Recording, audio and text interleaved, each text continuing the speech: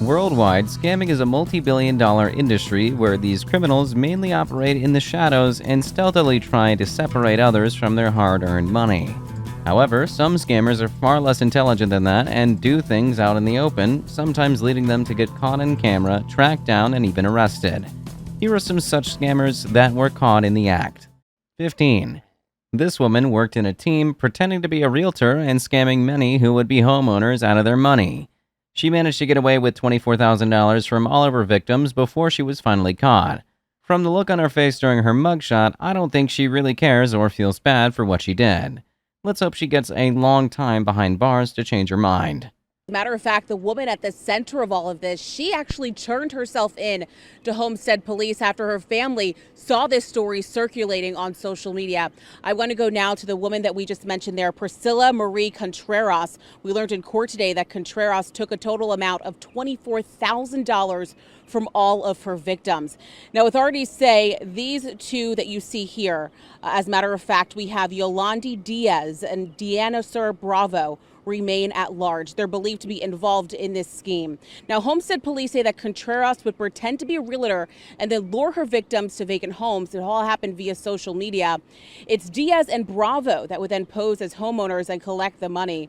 Now, we learned in court that there are several other victims. Police have only made contact with 9. And as a matter of fact, there was money exchange. You had bogus lease agreements. And we actually learned from victims that they would go to the properties for, quote, really that move-in day. And then they would find out that really it was all a big scam. This happened between mid-February to early March. 14. GoFundMe can be used for good, but sometimes there are people who use the website as their own personal bank account.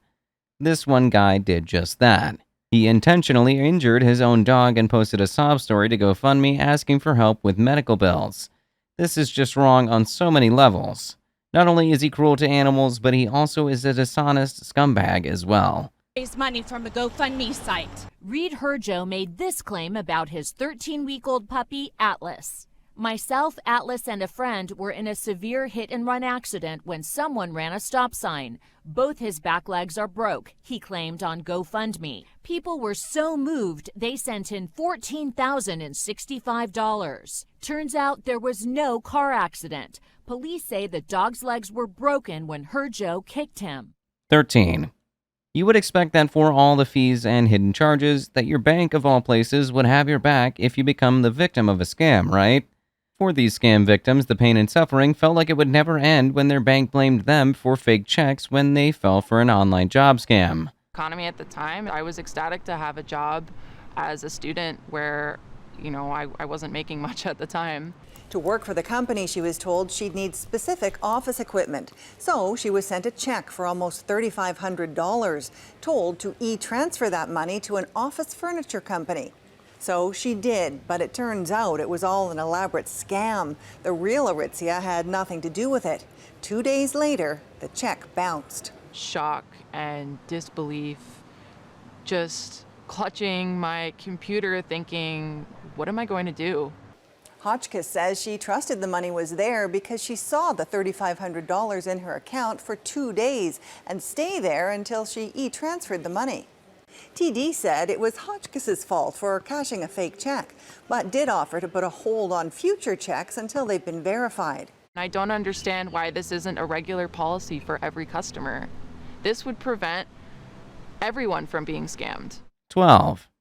These scammers found a sneaky workaround to scam Uber customers. Everyone says that they're smart and wouldn't fall for something like this, but yet many people in their unguarded moment always do. One customer explained exactly what happened to him.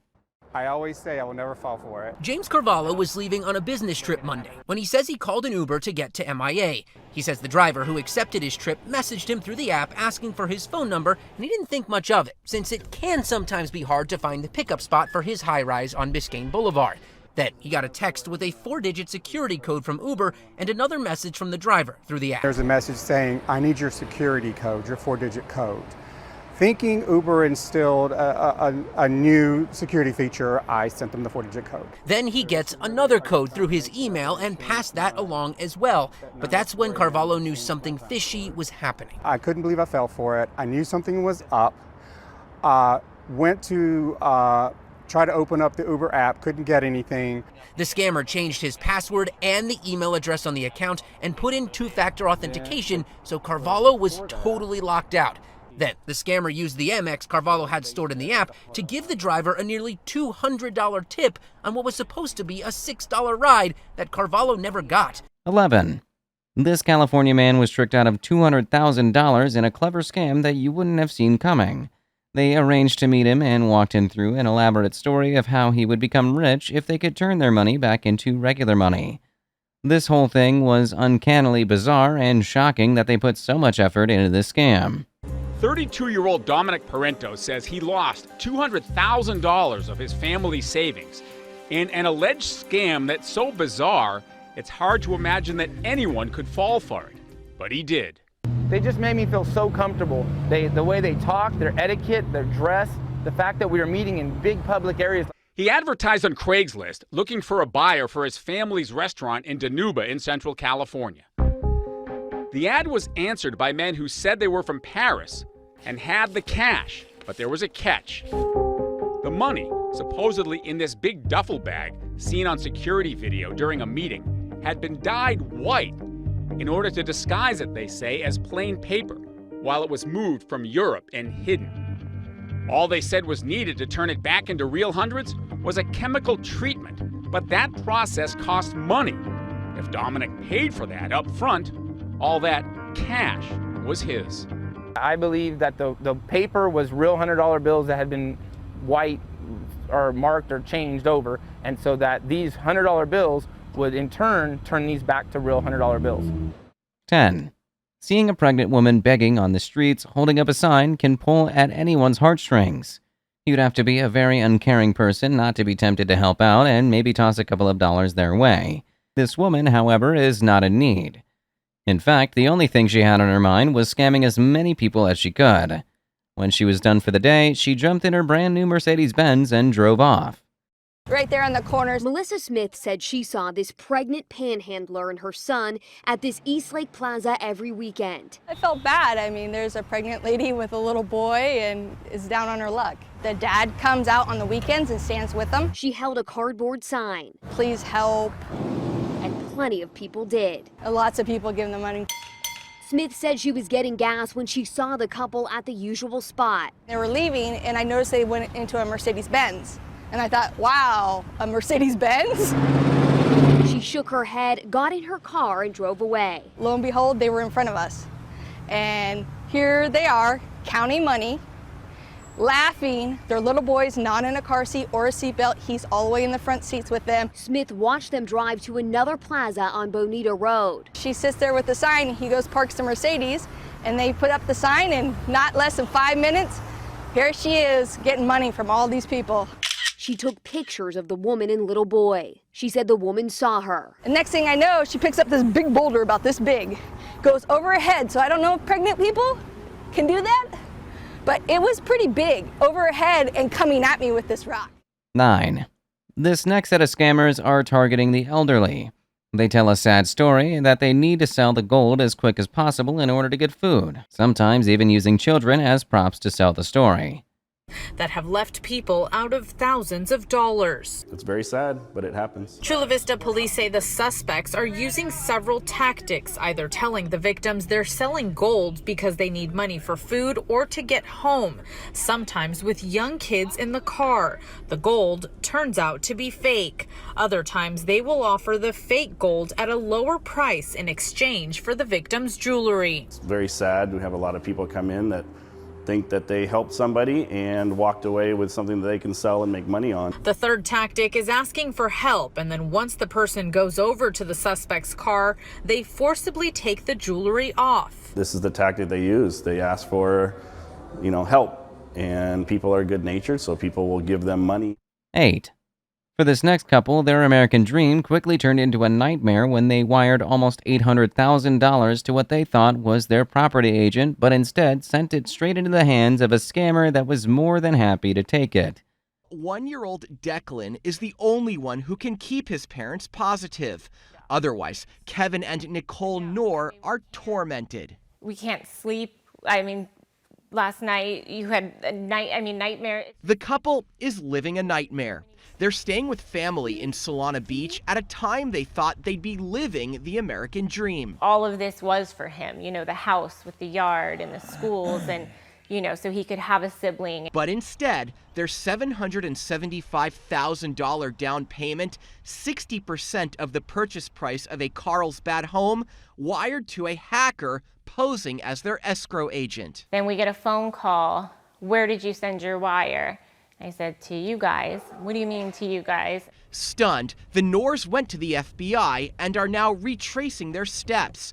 They take direct aim at an employee at their escrow company who sent official wire instructions minus the account number in an unsecured email. They say a hacker got access to that email and duplicated that document, adding account numbers to a Bitcoin exchange company.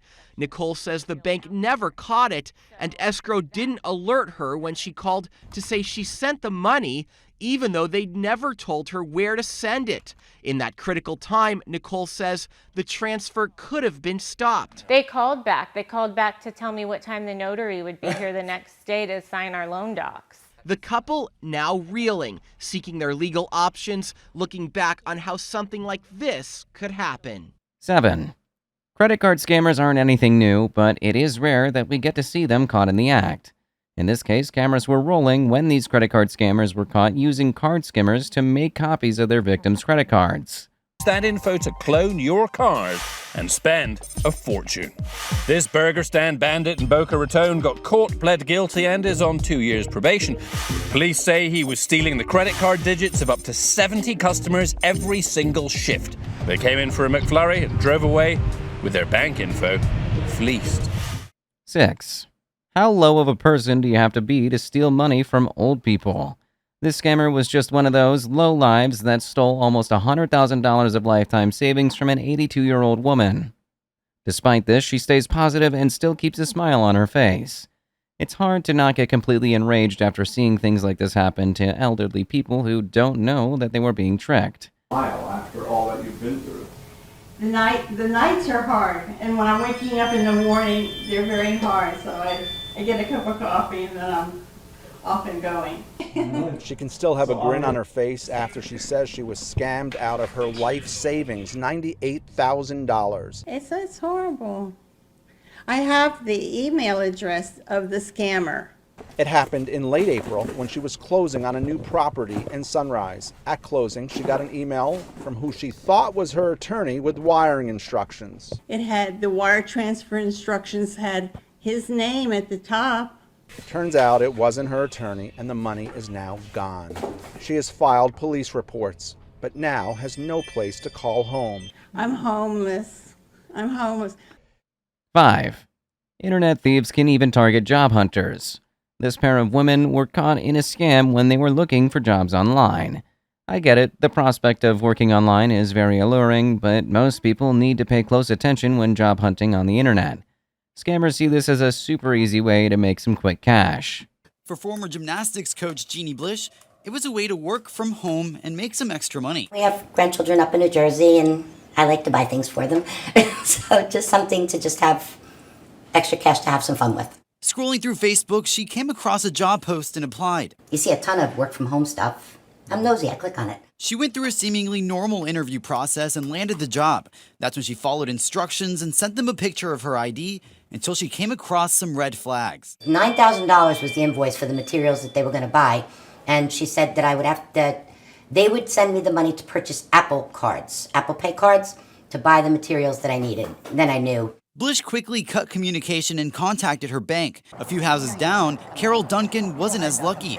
She fell victim to a similar scheme over email. And I did it just because I was waiting for a phone call to pick up someone from the hospital and packing to go on a cruise, so I was in a hurry, or I wouldn't have done that. Duncan gave hackers her bank information after they said someone charged nearly $1,000 on her Amazon account. Then, the scammers went after $50,000 from her bank account. I was mostly mad at myself for being taken in by this.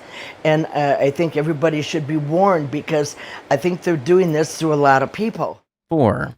The latest scam involves a driver claiming to be Sri.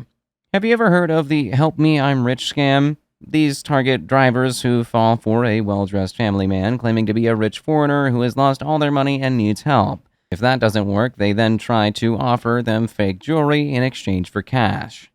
My husband's about to pump gas in the car. Turned eventful last month at the Shell station. I see a man pull up in a black SUV, brand new, shiny. Ella says a man in his 30s got out. Very nice clothes, designer clothes, head to toe. In the back seat, a well-dressed woman and little girl. And he says, "Excuse me, sir, I'm from Dubai, vacationing with my family, and my wallet got stolen." The man asked for some money for gas, then took out a ring. "Here, take my jewelry. It's worth about $300. I don't want it. I've got money. I got plenty of jewelry at home. I just need some money." And I said, no, sir, we don't want the ring. Alice then had her husband I believed his story. put in $25 on a pump with their credit card. I put myself in their shoes. I would be devastated, and I would want someone to help me. Days later, she learned from her cousin in Los Angeles. I was duped. Those strangers were scammers. I was the fourth person that she knew personally that this happened to. Then on Wednesday, Alice was back here pumping gas when she saw something familiar. Another brand new black SUV and a different family talking with a young man before pulling out a ring. I put my hand in front of the guy and I said, "Don't.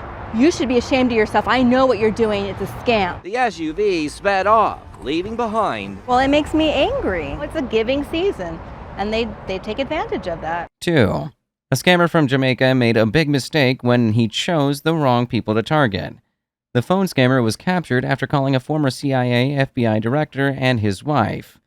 This is what you call plain bad luck for the scammer, but great news for everybody else. Dr. William Webster and his wife Linda are raising awareness about financial fraud schemes that target older Americans, especially after their experience. On one occasion, a scammer who identified himself as David called back repeatedly and promised my husband that he had won $72 million in a lottery scam. Linda picked up the phone and told the scammer to never call back. After she refused to send any money, the caller started getting violent. He told me he was going to kill me, he's going to kill my husband, he was going to burn our house down, and our white brick house was going to look just lovely with all the brains of my head, from my head on the wall. That's when the Websters notified the FBI, supplied them with evidence, and authorities tracked the caller down in Jamaica. He was later arrested in the United States while he was on a trip here. 1.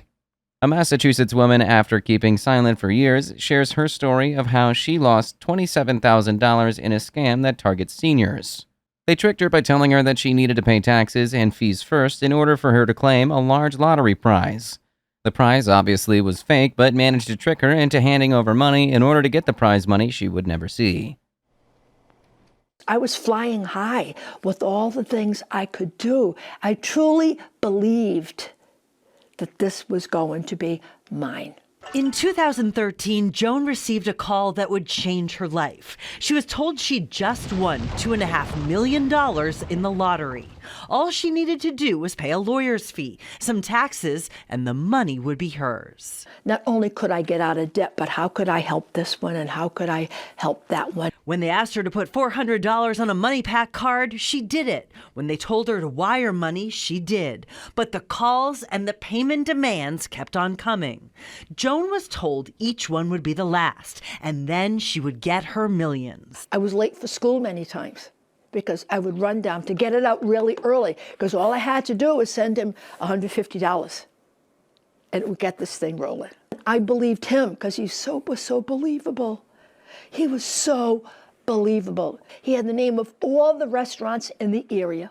He knew all the streets. He knew everything about my home. Joan got to a point where she couldn't pay her mortgage. She sold her life insurance policy, borrowed from family and friends. How much did you lose? I lost $27,000. It's a great loss. What do you think of the clips featured? Have you ever been a victim of a scam or know someone who has? Tell me your story in the comments below. See you next time.